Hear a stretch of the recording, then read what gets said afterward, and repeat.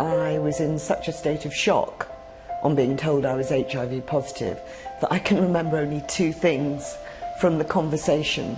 Myself saying, "I can't die, my daughter needs me," and the male nurse saying, "You could live to be 100. Jo Josh was diagnosed with HIV when she was 58. Your mind sort of closes down, I think, with shock. How am I going to go on? What am I going to do? What will happen to me in my life? The commonly held perception of HIV is that it's a disease of younger people. The latest study suggests within a few years, more than half of those with the illness will be over 50.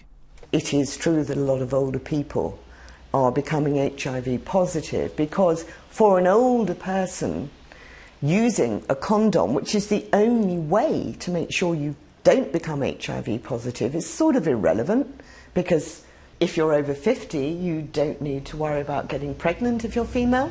Not from an era or generation where sexually transmitted diseases were an issue. Jo has been helped to cope with her illness by talking to others at places like this, the charity Body and Soul. A study released today shows there is still huge fear and stigma attached to a diagnosis of HIV.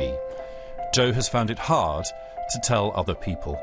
People you don't know very well will judge you. He deserved it, he was gay. She deserved it, she slept around. They deserve it, they're ignorant. That sort of thing. Lots of people who live with HIV are exactly like me. None of us are bad people. This is something that happened. It could happen to you. It could happen to anyone.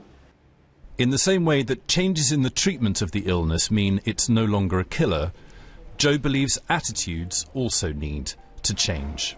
I want other people like me not to be afraid, to feel normal. I want people to see it as something normal that could happen to anyone. That isn't going to happen, though, unless people like me sit and talk like this. And there's a lot of people like me out there, but why would someone go about and saying, "Hi, I'm HIV positive"? Not going to happen, is it?